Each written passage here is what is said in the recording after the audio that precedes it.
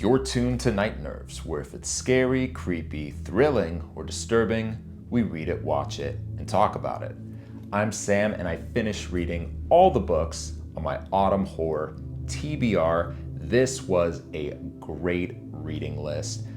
Some absolute bangers in here. I'm excited to talk about them, so let's talk about them. We are going from worst to best.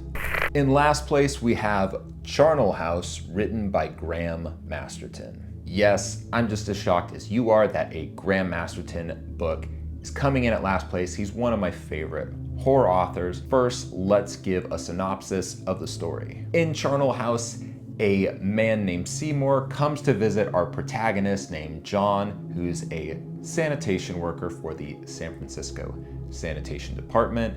And Seymour complains to John that his house is breathing.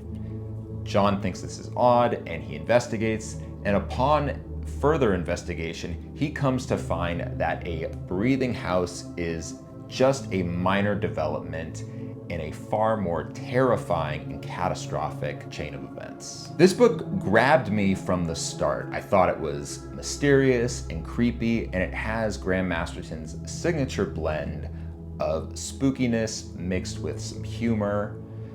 Masterton is a British author, and I thought it was funny that despite this being a story that takes place in America, in San Francisco, California, it felt very British to me still. Nothing that really affected my enjoyment of the plot, but I thought it was worth mentioning.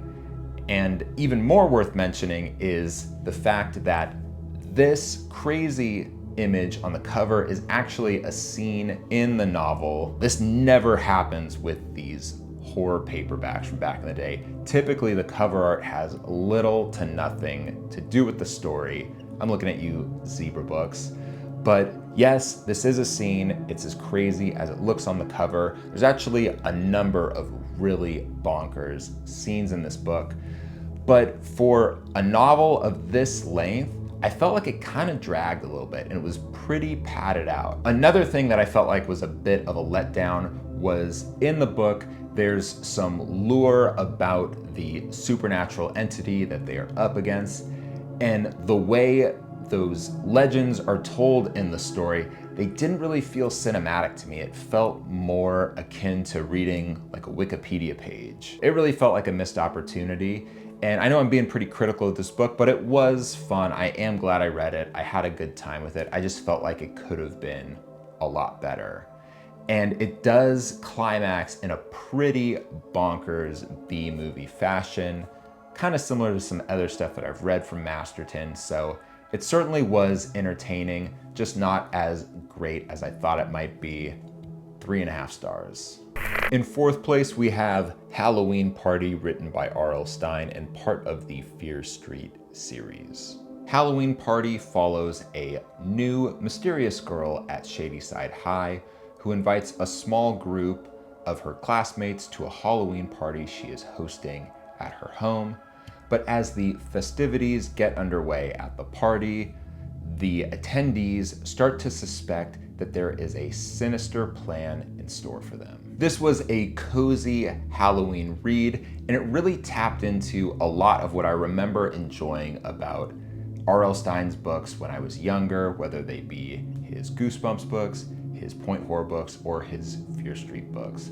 There's just something about the fictionalized drama and the rivalries between the high school students that just felt very nostalgic for me. I found this book to be fun and engaging, and the only thing I really didn't enjoy about it was the ending. It felt like it was hinting at a supernatural conclusion, which I was really excited about. As many of you know, we don't typically get that in our Fear Street books. And also, if you look at this cover, there's a glowing jack-o'-lantern floating. I wanted this in the book. It's not in the book, spoiler alert. The conclusion was a letdown, but I did enjoy the journey getting there. And again, it is a cozy Halloween read. Last October of last year, I read Halloween Night 1 and 2. Those are both R.L. Stine books that were part of the Point Horror series. And I gave those 3.5 stars, but I was kind of being generous. I was rounding up. This is 3.5 stars for me, but in my opinion, this is a superior story to Halloween Night 1 and 2. 3.5 stars. In third place, we have The Devil's End, written by D.A. Fowler. In The Devil's End, as Halloween draws closer in the town of Sharon Valley, a mean high school girl named Nancy steals a spell book from the crypt of Marantha and Nathaniel Ober, two occultists who 70 years ago in Sharon Valley made a pact with the devil before being executed. The first half or so of this book feels a lot like an R-rated Fear Street story. It has that 90s teen movie sensibility to it. There's a lot of campy dialogue and soapy relationships, and it's all told with D.A. Fowler's signature tongue-in-cheek sardonic tone. There are a lot of side stories in this novel. There's also a large cast of characters, which I found difficult to keep track of, but I felt like the main cast of characters were interesting to follow and well written. The R-rated teen movie vibe that's present in the first half of this story gets bumped up to an X rating for the third act. Things get pretty crazy. And then Fowler doubles down for the conclusion and a totally bonkers ending. I had to pick my jaw up off the floor. Totally wild. Definitely not my favorite D.A. Fowler book, but enjoyable nonetheless. She is excellent. A real wordsmith and one of my favorite horror authors. As I read more and more of her books and finish more and more of her small bibliography, it feels bittersweet. I love reading her stuff, but I'm really sad that someday I'll run out of D.A. Fowler books to read. 4.5 stars. And in second place, we have Joyride, written by Stephen Crye. Joyride follows a group of teens who want to party and get laid one night, so they head out to their local cemetery, as teens frequently do.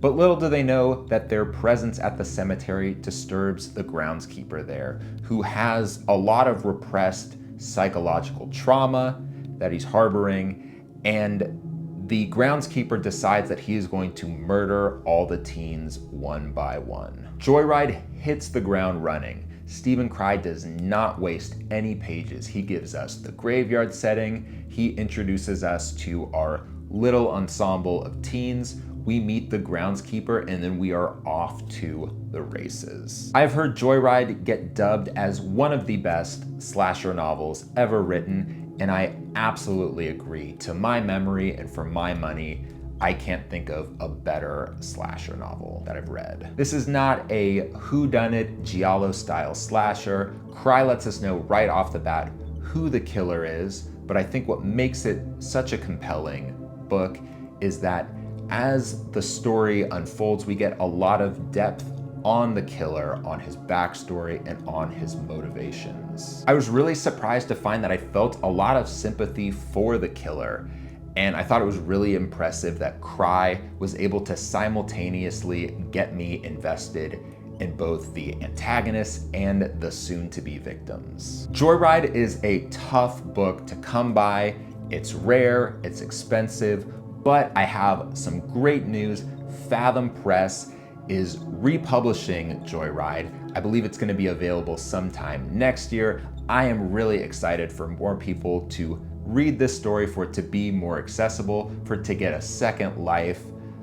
Really, really cool. I'm excited to see what they choose to do with the cover art. And speaking of the cover art, similar to Charnel House, this is a scene in the novel. 2-in-1 TBR, unbelievable. This is a fun 80s style slasher. I said it once, I'll say it again. To my memory, this is the best slasher novel that I have read. 5 stars. And finally, in first place, we have Dream House, written by Douglas Borden. Needing a respite from Hollywood screenwriting, Matthew takes his wife and kids to stay at a strange house in a quiet town, but soon it seems that the fantastical horror stories that he writes for the silver screen are starting to manifest in real life. This book started off feeling like it was going to be a haunted house story, but it subverts that trope in an amazing way. Dreamhouse feels like a small town haunted house story blended with the horror concepts from a movie like Nightmare on Elm Street and Final Destination. It has well-drawn characters, but the real spectacle is the horror elements of the story. This novel features some of the wildest death scenes that I have ever read in a book before, and they are all as imaginative as they are visceral and brutal. You get freak accidents, you get animated inanimate objects, you get torturous supernatural entities, you get murderous cartoon characters, and so much more. And something that I think is really neat about Dreamhouse is this is a story that I feel can really only exist and live in the pages of a book and in the mind and imagination of the reader. I don't see a film adaptation of this story doing it any justice. Borton really takes full advantage of the medium and the genre, and he squeezes all the juice out of it. This book was an absolute blast, and I think it's an exemplar of what I love so much about horror fiction from this era. I can totally see Douglas Borton becoming one of my new favorite horror authors. 5 stars. And that is a wrap on Autumn, folks. Again, an amazing set of stories here. One for the books. What do you guys think? As always, it was great hanging out with you. Make sure you like this video, leave it a comment letting me know your thoughts on these books and what you read this autumn. Make sure you share this video with someone you like. And lastly, subscribe if you haven't already. It'd mean a lot to me. Have a great end of autumn. I hope to see you soon. Stay spooky.